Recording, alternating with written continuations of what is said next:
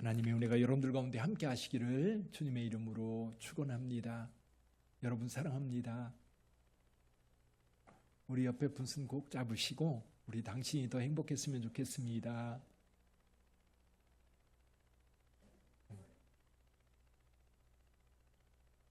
여러분들의 삶이 더 풍요롭고 더 평안하고 더 행복하시기를 다시 한번 축원을 드립니다.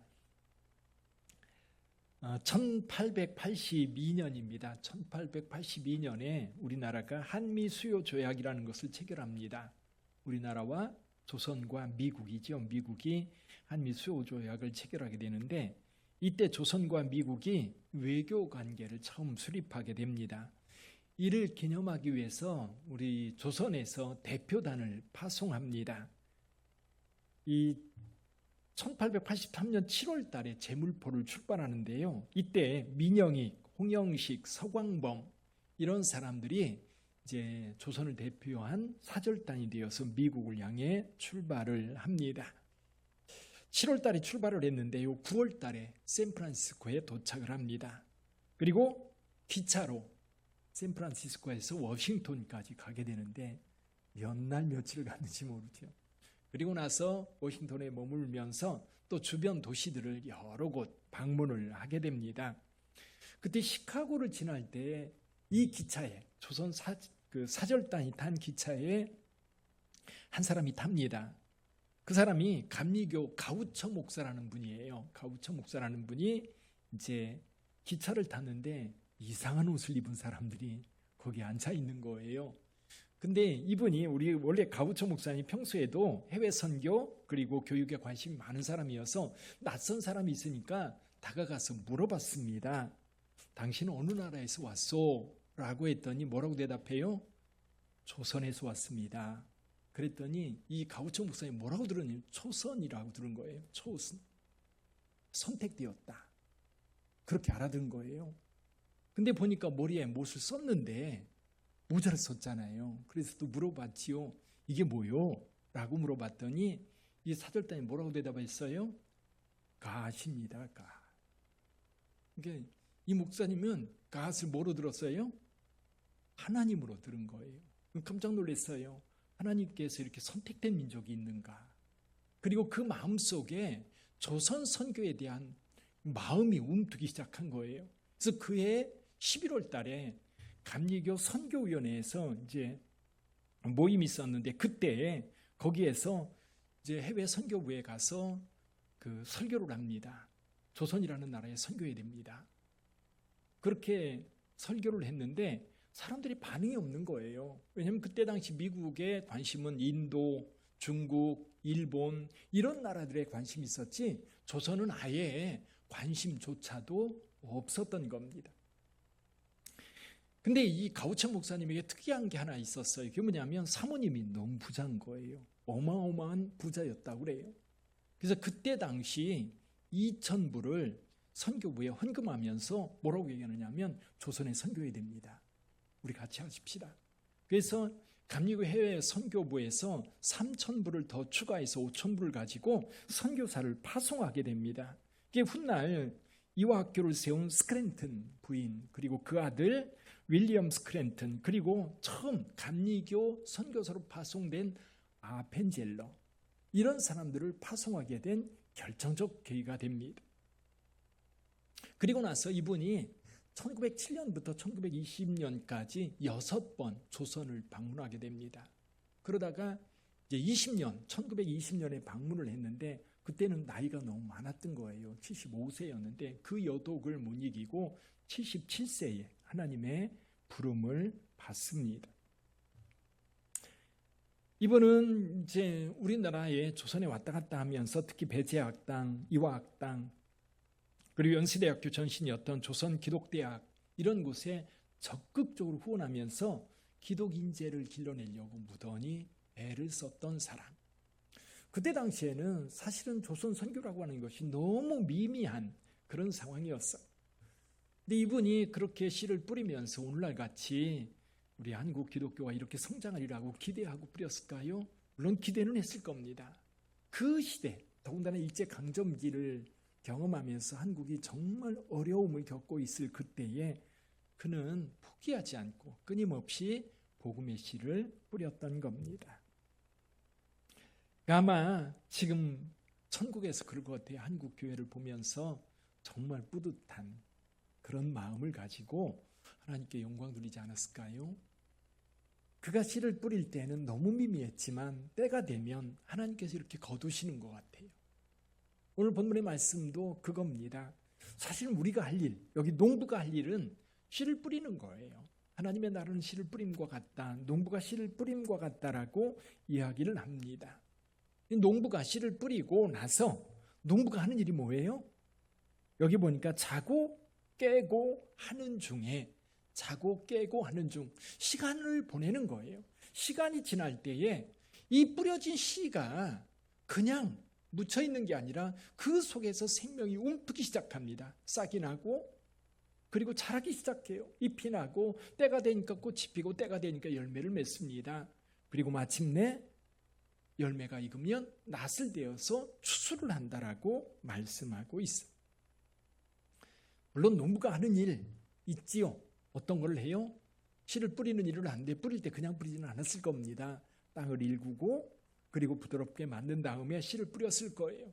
그리고 씨를 뿌리고 나서 농부가 하는 일들이 있지요.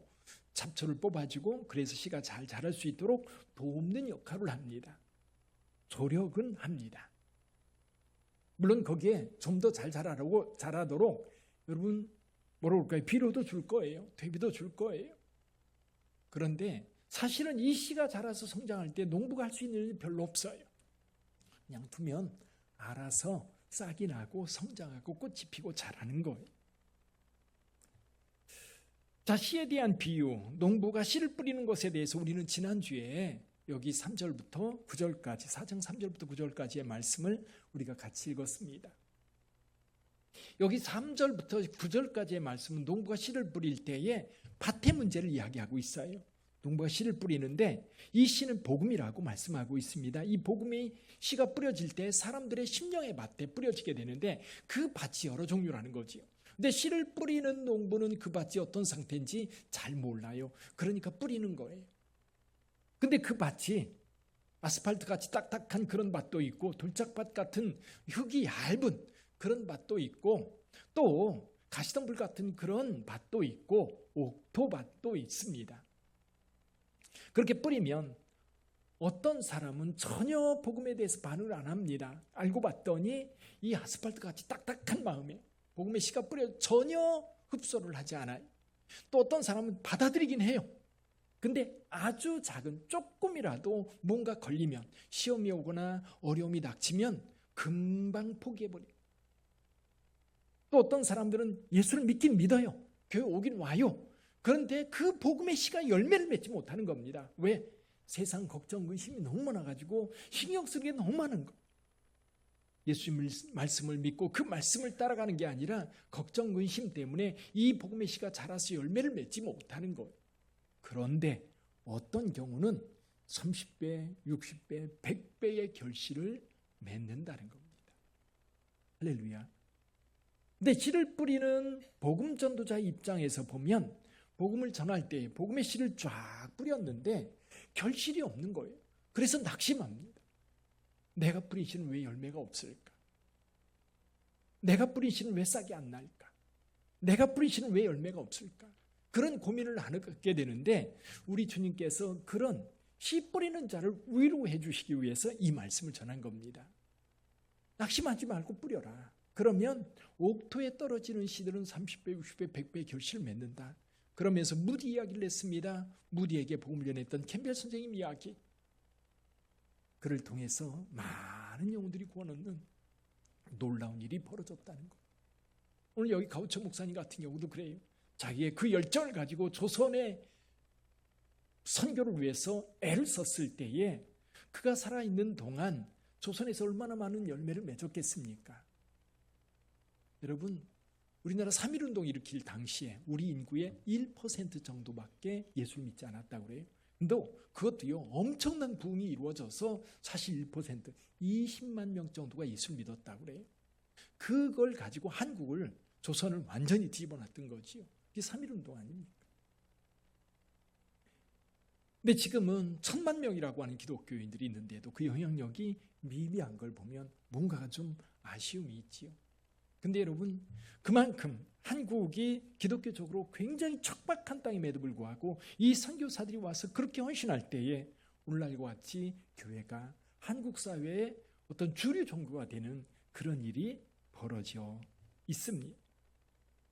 여러분, 오늘 그래서 농부가 씨를 뿌리는 것, 근데 이 농부가 씨를 뿌렸을 때에 이 복음의 씨에 너무 집착을 하다 보면 이게 어떻게 자라는지, 제가 지난주에도 말씀드렸죠. 저 어렸을 때 어머니 콩 심어 놓으면 콩이 어떻게 나나 다 파헤쳐 보면 싹 안 나요. 죽어요. 오히려 어쩌면 저와 여러분들이 자녀를 키울 때도 그런 것 같아요. 자녀를 키울 때도 부모의 마음대로 어떻게든 우리 자녀를 이렇게 저렇게 키우려고 하면 망가지는 경우가 너무 많아요.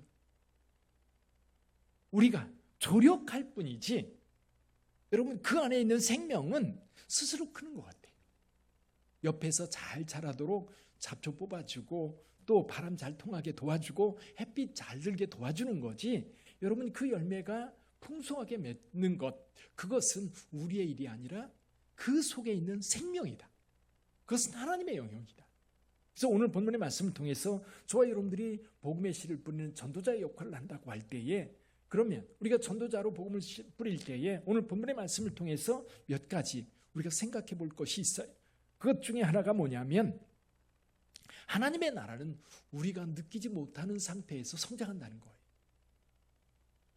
여기 농부가 어떻게 해요? 밤낮 자고 깨는 거예요. 시간이 흘러가는 거예요.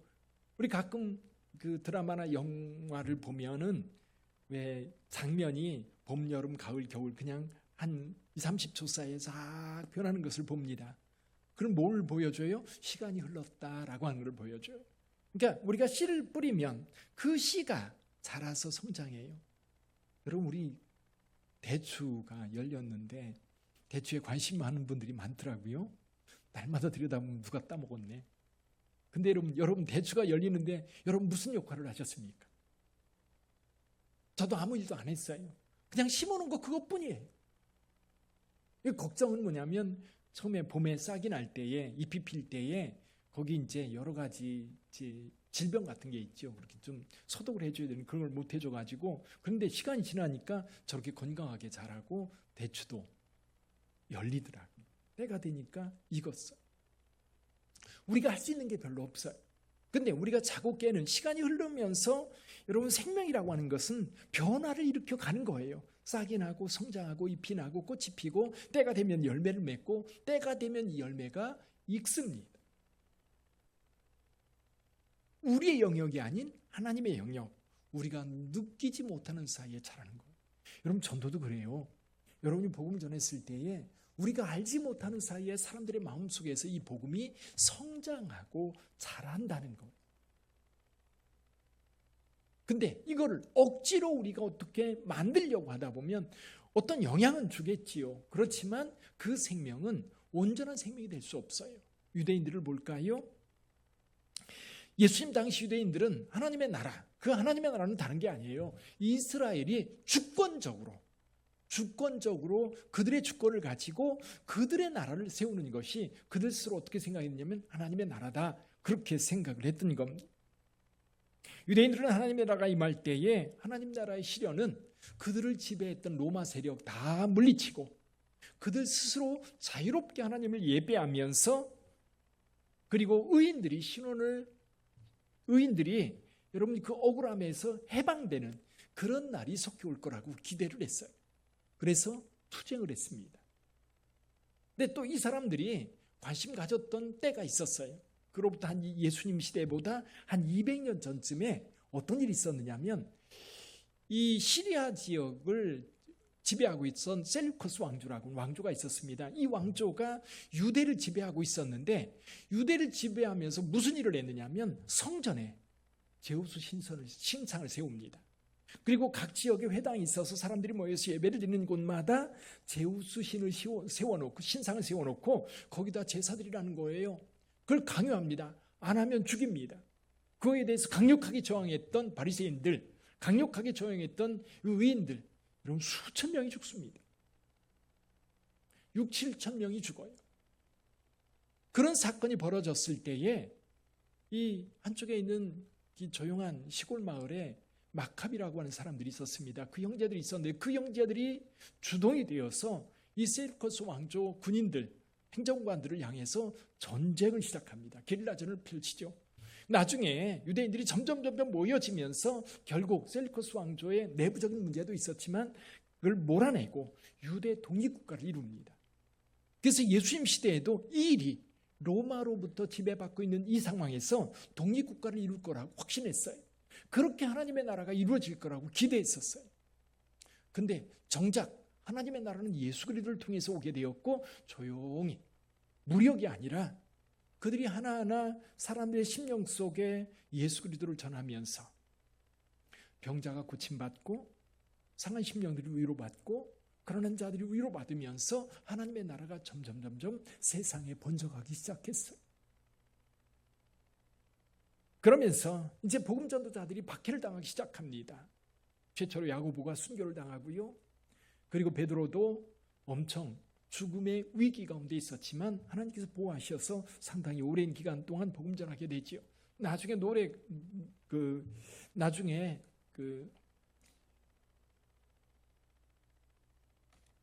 로마 시대 때에 로마 박해가 얼마나 심했습니까?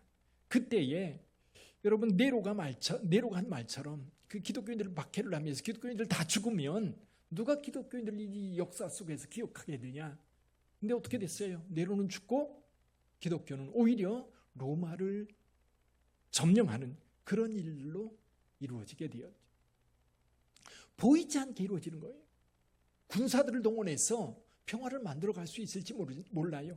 어느 정도는 평화가 유지될지 모르지만 그러나 그 상당히 많은 사람들은 그 무력 속에 고통당하면서 살아간다면 그건 하나님의 나라가 아니지. 하나님의 나라는 하나님과 함께 모든 사람들이 평화를 누리고 모든 사람들이 여러분 행복을 누릴 수 있는 그런 나라예요. 우리가 뭔가를 우리의 힘으로 만들려고 할 때에 그 나라가 이루어지는 것이 아니라 왜곡되고 오히려 더 악함이 세상을 지배하는. 교회도 마찬가지입니다. 교회도 하나님의 나라가 여러분 자유롭게 역사하도록 우리가 계속해서 씨를 뿌리고 그를 위해서 하나님 앞에 기도할 뿐입니다. 시간이 지나면 하나님이 역사하세요. 하나님이 거두세요. 어느 교회에서는 그랬다고 그러더라고요. 내 교구로 나눠놓고 각각 부목사님들을 맡겨놓습니다. 그리고 주일 저녁이 되면 교구에 몇 명이 나왔는지 체크합니다. 다음 주 목표를 세워요. 이번 주부터 적게 나오면 다음 주에 다시 교육자회를 할 때 목표 도달하지 못한 구역의 담당 교육자는 죽는 거예요. 그렇게 해서 목표를 설정해서 그 목표를 이루었을 때 거기에 하나님의 나라가 이루어질까요? 아닙니다. 누군가는 교회에서 여러분 지옥을 경험한다면 그건 하나님의 나라가 아니에요. 우리는 하나님의 나라를 위해서 열심히 씨를 뿌립니다. 그리고 기대합니다. 그리고 기다립니다. 우리가 할 일들을 하면 되는 거예요. 그러면 하나님의 나라는 우리가 알지 못하는 사이에 싹이 나고 자랍니다. 우리가 전도할 때도 여러분 주변에 복음을 전할 때에 어떤 사람이 어떻게 구원받는지 잘 몰라요. 엊그제도 제가 머리를 깎으러 갔는데요. 요즘 교회를 잘 다니시는지 물어봤어요. 잘 있대요, 그 교회는. 그래서 그 사모님, 이제 저희 교회에 오시라고 그랬더니 목사님, 저는요, 저를 위해서 10년 넘게 기도한 분이 계세요. 저를 위해서 기도한 사모님이 계셔서 그 교회 가야 돼요, 가면. 그리고 그 교회 나가고 있어요. 그래서 언제부터 그렇게 기도했느냐 그랬더니 10년이 훨씬 넘었지요. 근데도 자기 마음이 동하지 않아서 못 갔던 거예요. 때가 되니까 그 마음속에 하나님의 나라가 임하면서 교회 나가게 되는 거예요. 아마 여기 오신 분들도 그럴 거예요. 처음에 나 전혀 교회에 대해서 몰랐는데 어떤 분이 와서 교회 갑시다. 그래서 줄렁줄렁 따라오셨습니까? 그런 경우 별로 없어요. 그 속에서 우리 심령 속에서 자라야 되는 거예요. 성장해야 되는 거예요. 때가 되면 하나님께서 그를 통해서 그 열매를 확인하게 될 거예요. 하나님의 나라는 인위적으로 만들어지는 것이 아니라 우리가 알지 못하는 사이에 하나님께서 역사하신다. 그래서 하나님의 나라는요, 하나님의 주권하에서 이루어진다는 것을 우리가 믿고 기다려야 합니다. 우리가 새생명 전도 축제를 진행하고 있습니다. 우리가 대신자를 적어서 냈습니다. 그리고 그 사람의 이름을 위해서 하나님 앞에 기도합니다. 근데 그들 가운데 더 오래도록 또 누군가가 더 많이 기도해서 이번 기회에 교회 나오는 분들 계실 거고, 어떤 분들은 여전히 벽창호 같이 아무리 얘기를 해도 듣지를 않는 그런 분들도 있을 거예요. 근데 여러분이 뿌린 씨 반드시 거두게 될 줄 믿습니다. 중요한 것은 생명의 씨를 심어주는 것이고, 그리고 그를 위해서 우리가 하나님 앞에 기도하면서 기다리는 것이 매우 중요하다. 왜냐하면 이 하나님의 나라는 하나님의 주권 속에서 성장하고 자라기 때문입니다. 그 나라가 우리의 마음속에서도, 우리 교회 안에서도, 이 지역사회 속에서도 주 안에서 이루어지기를 주님의 이름으로 축원합니다. 근데 반드시 끝이 있다는 사실, 열매 맺을 때가 있다는 사실 기억하시기를 바랍니다. 때가 되면 하나님 앞에 나와요. 때가 되면 복음이 결실을 합니다. 예수님을 듣게 시작된 하나님의 나라, 때가 되면서 열매가 맺어지기 시작했고, 오늘 우리에게까지 열매가 확산되어 온 겁니다. 그래서 저와 여러분들도 눈물을 흘리며 씨를 뿌린 자들은 기쁨으로 거두게 될 거예요. 씨를 뿌리는 것 자체가 힘들어요. 왜냐하면 시간이 지나야 결실이 거든요. 딱 심으면 금방 그 열매가 나타난다면 재미있겠지요. 여러분 고구마 캐보셨어요? 안 캐보셨어요? 한번 기회가 되면 캐보세요. 여러분이 심지 않은 그곳에 가서 이 밭에 이렇게 운덕이 되어 있잖아요. 근데 뽑으면 안 나와요. 근데 거기를 파보면 그 속에 고구마가 얼마나 굵직굵직한 게 묻혀 있는지 참 신기하고 재밌어요. 근데 농부들은요, 봄에 그것을 심었고요, 그리고 잡초를 뽑아주었고요, 오랜 기다림이 있었어요.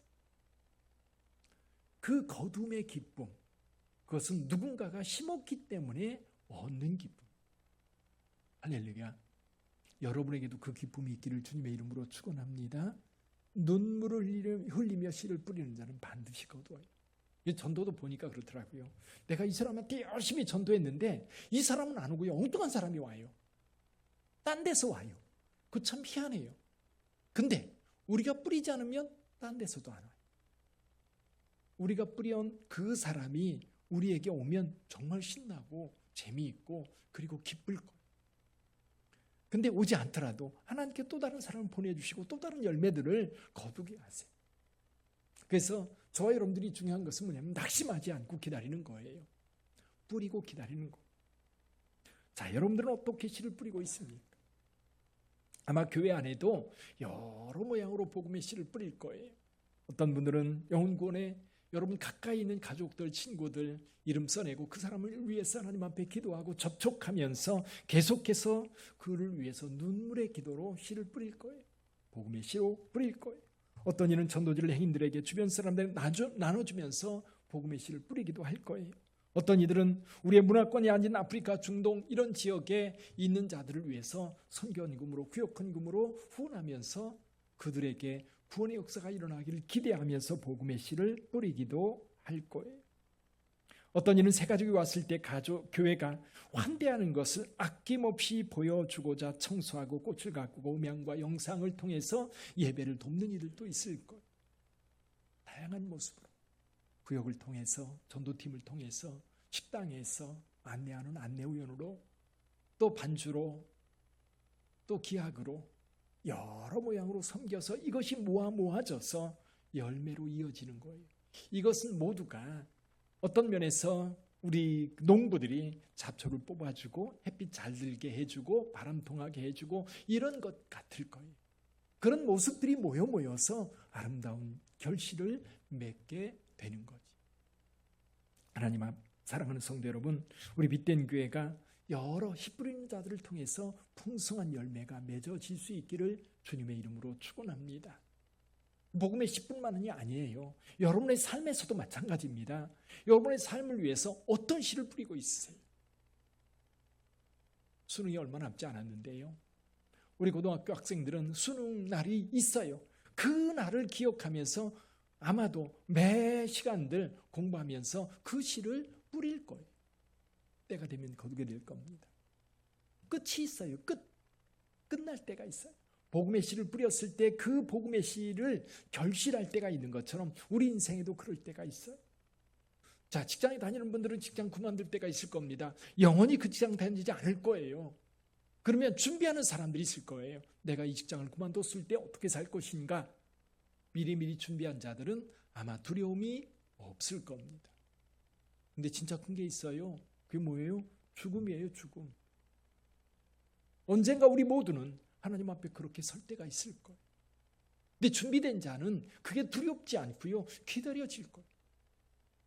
기다려질 거예요. 어쩌면 저와 여러분들의 인생 속에 오늘 우리가 뿌려야 될 것이 뭔지를 분별하는 것이 매우 중요할 것 같아요. 복음의 씨를 뿌리는 것은 어떤 면에서 저 영혼들을 구하는 거라고 한다면 나를 위해서는 어떤 복음의 씨를 뿌리겠어요? 나를 위해서 뿌려야 될 복음의 씨도 있는 거예요. 내가 구원받은 거로 끝나는 게 아니라 내가 영원한 천국에서 영원토록 주님과 함께 있을 때 어떻게 내가 준비하여 그 나라에서 그렇게 살아갈 것인가. 준비하는 여러분 되시기를 바랍니다. 하나님께서 주권적으로 우리의 생명을 주관하세요. 하나님의 나라를 주관하시고 이 복음을 주관하십니다. 그럴 때 우리가 뿌렸다면 인내가 필요한 것 같아요. 하나님이 어떻게 역사하실지 기다리면서 때가 되면 거두는 거죠. 기대감을 가지고 여러분 기도하면서 기다리시기를 주님의 이름으로 축원합니다. 특별히 우리가 10월달 한 달 내내 씨 뿌리는 것에 대해서 말씀을 드렸어요. 아직도 미적미적되고 뿌리지 않는 분이 있다면 뿌리세요. 오늘이라도 여러분의 가족이나 여러분 가까이 있는 분들에게 복음의 씨를 뿌리세요. 뿌리면 때가 되면 거둘 줄 믿습니다. 기도하겠습니다.